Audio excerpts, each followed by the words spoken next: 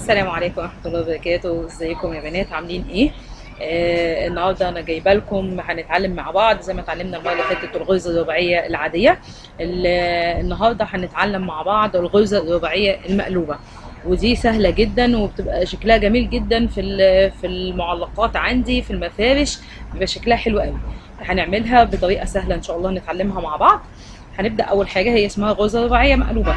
اول حاجه هنبدا باربع خرزات. دول اربع خرزات موجودين معايا اهو. هبدا اخد طرف الخيط معايا زي ما قلت لكم قبل كده. الخرز اللي معايا ده انا بشتغل بيه خرز رقم 8، بشتغل بيه بخيط 50 او 60. لو انا بعمل مكسمات بعملها معايا بخيط 60، بتكون جامده شويه وبتكون حلوه جدا معايا. لو انا بعمل مفارش بعمل معلقات محتاجين يبقى فيها نسبه من المرونه شويه. طب انا اخدت اهو الخرز ده، طرف الخيط معايا موجود اهو. باخدها بعمل لها ربطه، بربطها. ببدا ان انا اربطها اهي ربطه عاديه جدا، بيتكون من خلالها ايه؟ اربع خرزات اهي.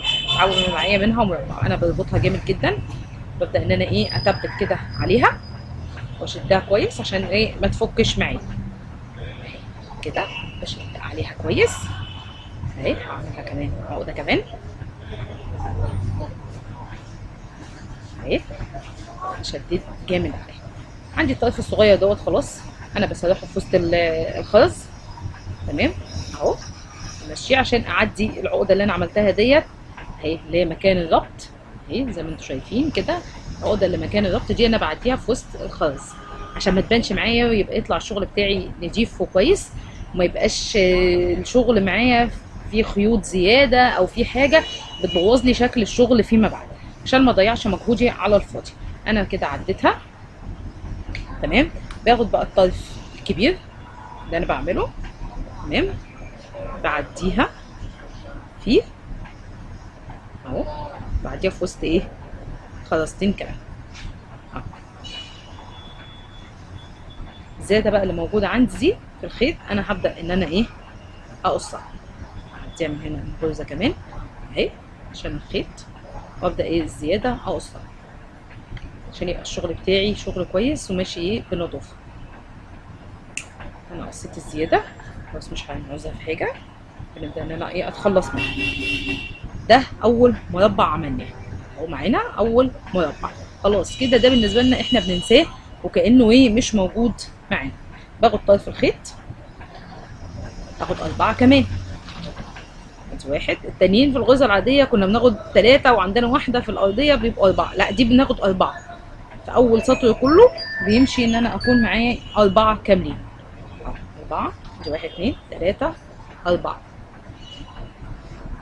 بسحبهم من الاخر اهو زي ما احنا شايفين. دول اربعه، بنسيب اول اتنين دول خلاص مش هيبقى ليا دعوه بيهم، اول اتنين بعيد عن الشغل الاساسي.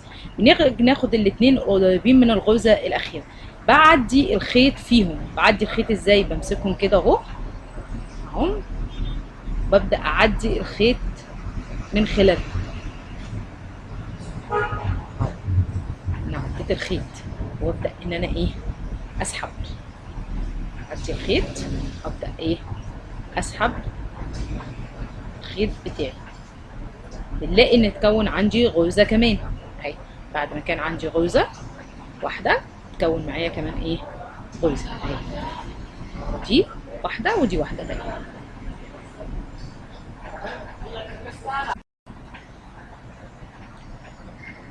دي الغرزه التانية واحده اهي، والتانية اللي في ايدي دي بقوا كده اتنين.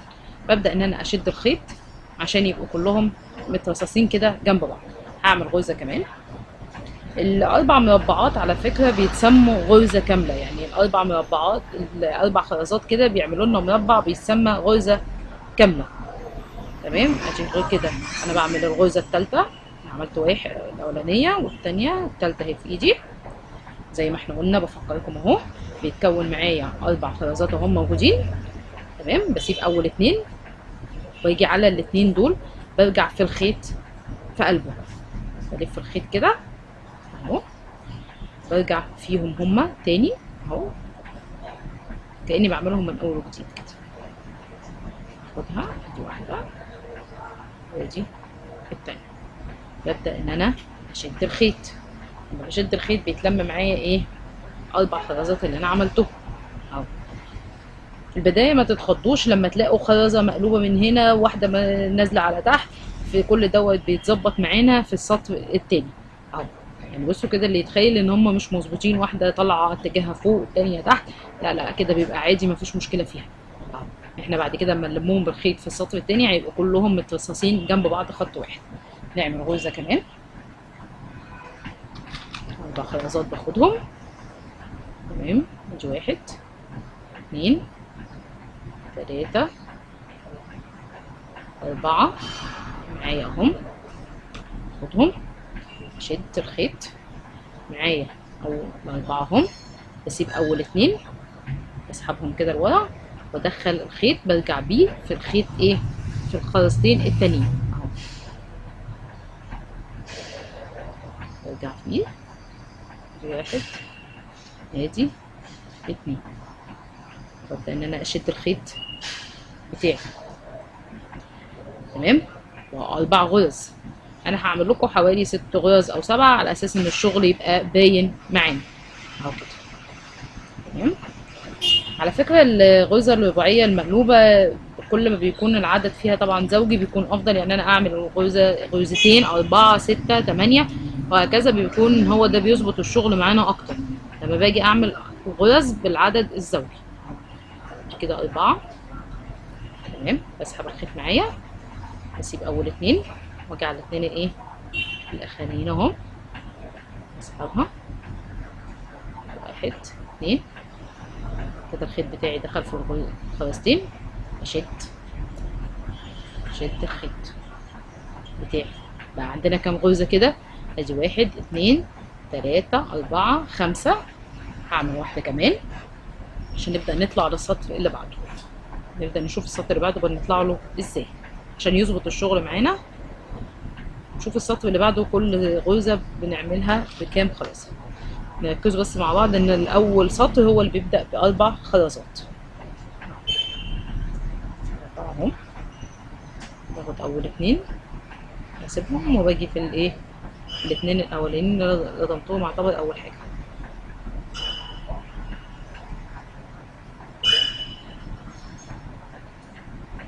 ببدا ان انا اشد الخيط بتاعي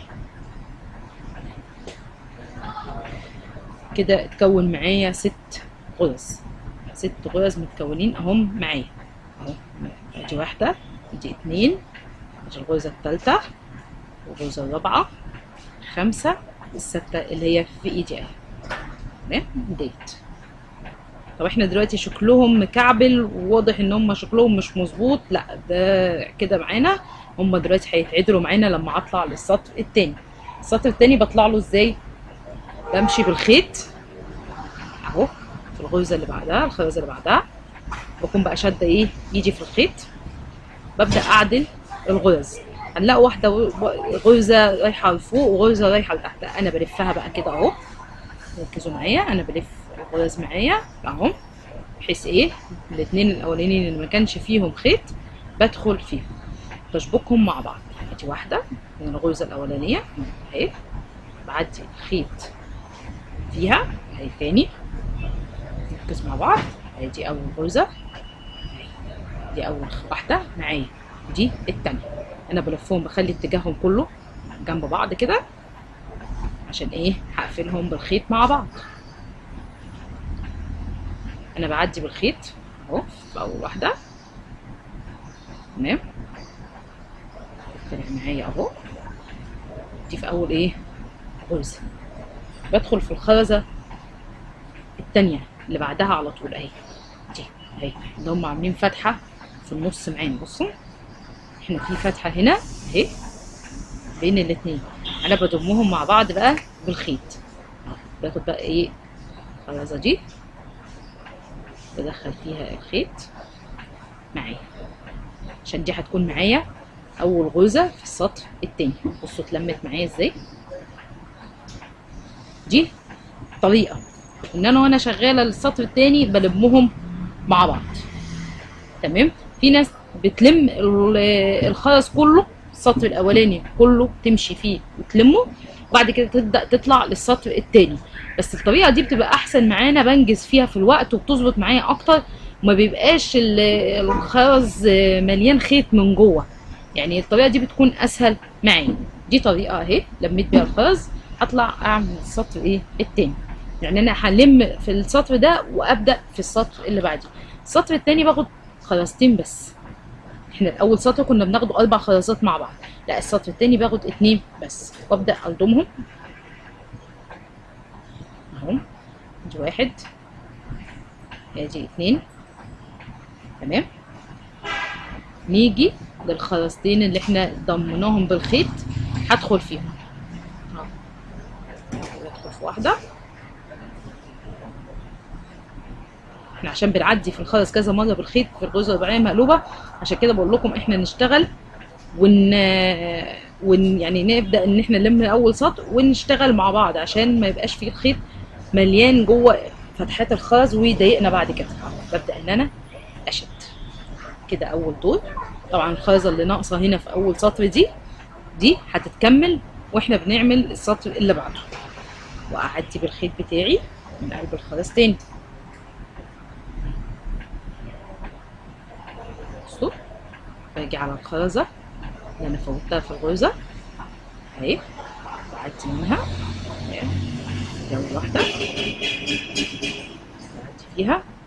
بصوا هنا هي فيها مفتوحه دي، انا بدخل الخرزه فيها من الخيط، بدخله في الخرزه. يعني اعتبر بياخد اخر خرزه من الغرزه اللي احنا بنشتغلها قبل كده، واخد اول خرزه من الغرزه اللي بعدها. ببدا ان انا اشد الخيط بتاعي، بدات انها تتلم معايا تاني اهو، بدات انها تتلم معايا تاني في الشغل، واخد خرزتين كمان. ادي 1 ادي ايه 2 خدتهم تمام. ببدا اعدي نفس الخرز اللي احنا طلعنا فيه، ببدا ارجع فيه ايه تاني، عشان يبقى عملت غرزه جديده. في نفس الوقت لميت الخرز عندي اللي احنا اتهيأ لنا ان هو ايه خرز مكعبل وان الغرزه مش مظبوطه معايا.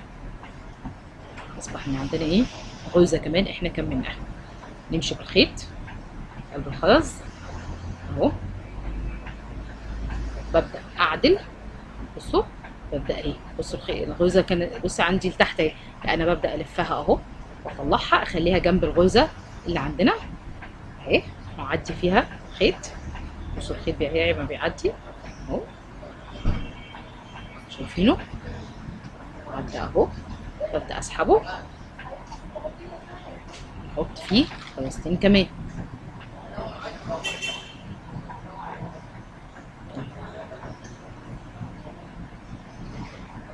اعدي نفس الخرز اللي انا دخلت فيه،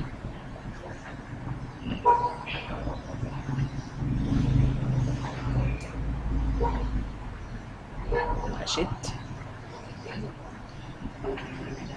خيط اهو، اشده كون عندي غرزه كمان، واعدي بالخيط بتاعي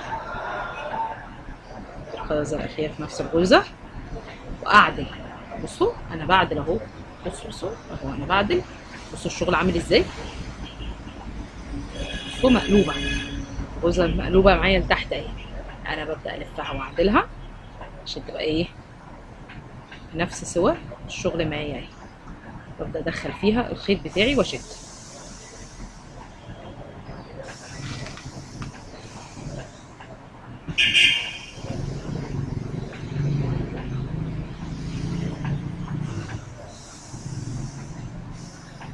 بصوا بلف الخيط. معلش هو اول سطر بس ممكن بيبقى يعني ايه، هو مش صعب ولا حاجه، بس هو ايه بيبقى فيه شويه شغل كده بنعمله، خصوصا كمان ان عشان القطعه اللي معايا قطعه صغيره اللي انا بشتغل عليها، غير لما بتكون معلقه او مفرش بيبقى الحجم الكبير معايا بيسهل معايا اكتر في الغرز اهو. شدتها بصوا، نبدا نيجي على اخر غرزه بقى بعملها وادخل الخيط بتاعي من هنا واعديه من الغرزه اللي بعدها.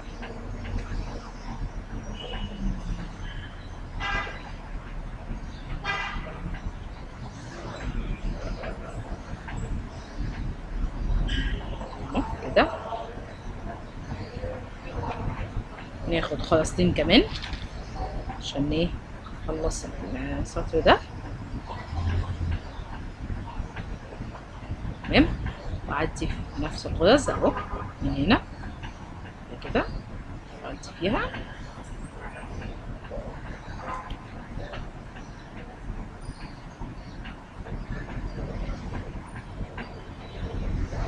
كده. بصوا اتعدلت معانا تماما، بقت كلها خط واحد اهي اهي، بقت متساويه، ما كانش فيه بقى ايه الغرز اللي كانت طالعه لفوق ونازله لتحت، لا اهي متساويه معانا ومفيش اي مشكله. طب انا عندي غرزه كده ناقصه من هنا لسه، دي هنعملها واحنا بطلع للسطر اللي بعده. اطلع للسطر اللي بعده ازاي؟ هيجي كده اهي، الخيط طالع معايا من بين الثلاث خرزات اهو كده، الخيط طالع معايا اهو تمام، بيطلع بيه على الخرزه اللي بعدها اهي، اللي هي دي، اللي هي اخر واحده انا عملتها، بدخل الخيط فيها تمام اهو. بصوا الخيط طالع منين اهي، من الخرزه اللي فوق دي، ببدا اسحب الخيط بتاعي. احنا قلنا اتفقنا كل سطر هناخد فيه 2، طب انا عندي واحده كمان ناقصه من هنا، كده ما بقوش 2، كده بقوا 3 خرزات هاخدهم. اخر السطر اللي ببدا بيه لسطر جديد، دي اول غرزه هتبقى في السطر الجديد، بقفل الغرزه اللي قبلها اللي هي الخرزه الاخيره اهم 3 معايا، 3 خرزات اهو، واحده 2 هنبدا بيهم للسطر الجديد، وواحده هنقفل بيها السطر القديم، وارجع في نفس الخرزه اهي، ارجع في نفس الخرزه اللي هي في السطر الاخير اهي، برجع بالخيط تاني معايا اهو. بصوا الخيط اهو معايا، وببدا ان انا اشد، كون معايا غرزه جديده في سطر جديد، بمشي بالخيط بتاعي في الغرزتين اللي بعد كده اهو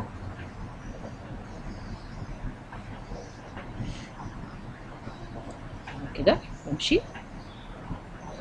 انا عن نفسي بحب الشغل بتاعي امشي فيه باتجاه واحد، يعني انا خلاص انا هرجع كده بعد ما كنت ماشيه بالترتيب من اليمين للشمال، انا برجع من الشمال لليمين، ما بحبش ان انا اقلب الشغل بتاعي وابدا اشتغل، وخصوصا في الباترونات لازم الشغل بتاعي بيبقى كله ماشي في اتجاه واحد، عشان لما نيجي نقرا الباترون بتاعي بيبقى فيه عدد خرز معين بالوان معينه، ما ابداش ان انا احط الخرز دوت ويبدا الالوان تتلخبط معايا. باخد 2 اهو خرزتين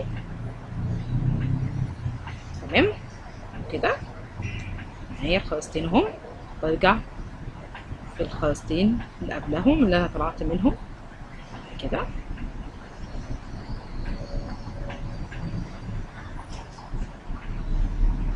كده، برجع فيها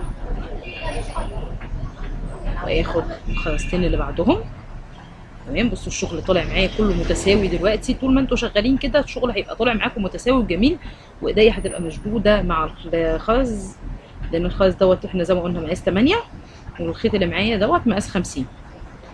لو احنا بنشتغل مفارش ممكن نشتغل بخيط 40 او 50، بس انا بفضل ال50 بيكون افضل واجمل. دول الخرزتين دول هحط عليهم خرزتين كمان تمام كده، كمان 2 عشان اوريكم السطر نهايته هيتقفل ازاي. لاحظوا ان احنا كان عندنا غرزه ناقصه اهي، في خرزه ناقصه اهي، هنبدا ان احنا ايه نشتغل عشان نكمل. في بعض من المفارش بيبقى فيها تزويد وتنقيص، ان انا بزود غرزه بنقص منها غرزه على اساس ان هي تديني الحردات بتاعه المفرش، اذا كان مفارش من اللي هي المفارش المجسمه، فدي ان شاء الله برضه هنتعلمها باذن الله مع بعضنا في الدرس اللي بعد ده تمام. انا عايزه تكتبوا لي اقتراحاتكم، تكتبوا لي تعليقاتكم، تقولوا لي ايه الحاجات اللي انتم ممكن تنفعكم كده اهو معانا. في حاجه انتوا عايزيني اشتغلها معاكم نبدا ان احنا نشتغلها مع بعض، مفيش اي مشكله. ناخد خرزتين كمان، بعدي في الخرزتين دول اهو، بعدي خيط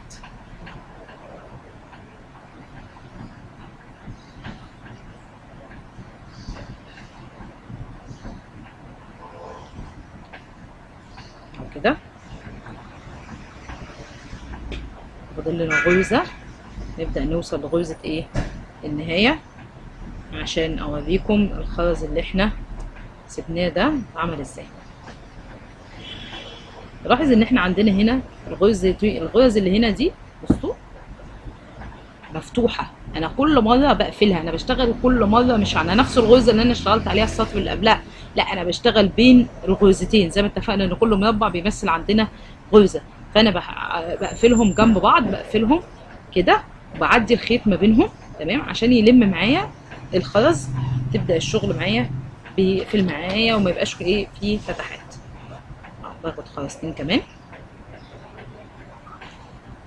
بعدي الخرزتين اللي انا دخلت فيهم الخيط عديته منه كده.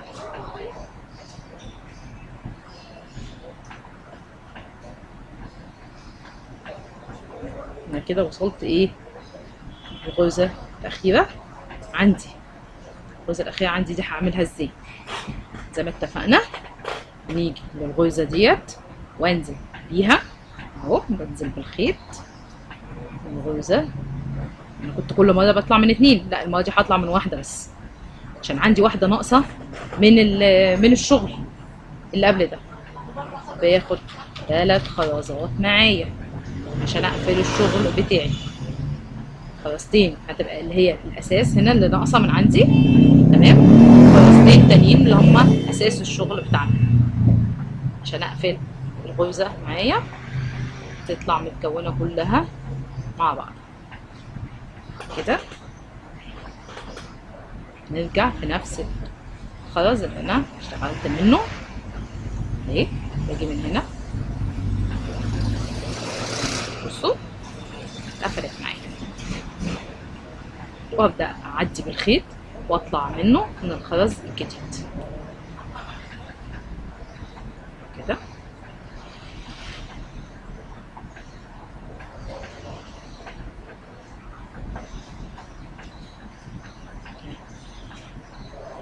كونت معانا غرزة رباعية مقلوبة موجودة معانا تمام.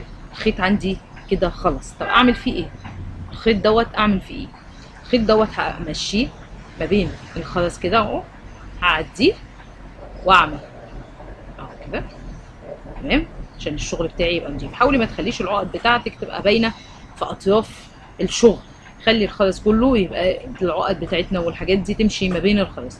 وهعمل عقده اهو فامشيها بعد كده، بعد ما عملت العقده كده بمشيه الزيادات دي بين الخرز تمام، وابدا معايا بخيط جديد كده. ابدا معايا بخيط جديد.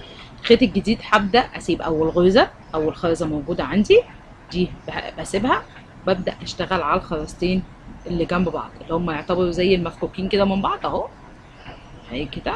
اهو نقرب من الكاميرا بصوا دي غرزتين مفكوكين يعتبروا معايا اهو، دي واحده ودي واحده تمام. انا بدخل الخيط ما بينهم ازاي، بدخل الخيط ما بينهم عشان ابدا اعمل غرزه جديده اهو. بسيب اول خرزه تمام وادخل الخيط في الثانيه والثالثه تمام كده اهو. طالع عندي ما بين الخرزتين دي اهو، طالع معايا. ببدا ان انا الضم الخرز بتاعي خرزتين اهو زي ما اتفقنا تمام، واعمل عقده اربطها كويس زي ما عملنا اول عقده في الخيط خالص اهو. بعمل عقده تمام اهي واثبت كده عليها عقده بعملها واثبت، اشد ايدي فيها قوي تمام، وابدا اسرح الخيط، مشي الخيط ما بين الخرز. الخيط الزياده دوت اللي عندي بمشيه ما بين الخرز عشان اخفي العقده دي، العقده اللي انا عملتها هنا دي اهو. بصوا العقده اللي انا عملتها هنا بحاول ادخل الخيط ما بين الخرز عشان واشد شويه عشان اخفيها ما بين الخيط. اما اجي اخفيها في السطر اللي قبلها، مش في السطر اللي انا بشتغل فيه، عشان خاطر ما تبقاش العقده تسد عندي الفتحه بتاعه الخرز الجديد، عشان اقدر ان انا اما اجي اشتغل السطر اللي بعد كده يشتغل معايا ويعدي الخيط معايا بكل سهوله، ما يزهقنيش ويعذبني وانا بدخل الخيط فيه، خصوصا ان ده خرز 8 بيبقى الفتحه بتاعه الخرز بتكون ضيقه شويه. بكده احنا انتهينا من الغرزه الرباعيه المقلوبه اللي احنا هنتعلمها. ان شاء الله الدرس اللي جاي معانا هيكون ازاي اتعلم التنقيص واتعلم التزويد في الغرزه الرباعيه المقلوبه، وازاي نقرا باترون مع بعض. وان شاء الله هنعمل اول مفرش يكون معانا برسمه جديده باذن الله. مستنيه تعليقاتكم واقتراحاتكم، مستنيه ان انا تعملوا لو عجبكم الفيديو تعملوا سبسكرايب للقناه عشان القناه تكبر بيكم وليكم. مستنيه ان انتوا تفعلوا زر الجرس على اساس ان لما اعمل فيديوهات جديده ان شاء الله توصل لكم باستمراريه. مستنيه منكم تعليقاتكم اقتراحاتكم، ان شاء الله نعمل لايك ونعمل شير عشان الكل يستفيد. بكده نكون انتهينا من الدرس بتاعنا. سبحانك اللهم وبحمده، سبحان الله العظيم. كان معاكم اختكم شريف ادهم.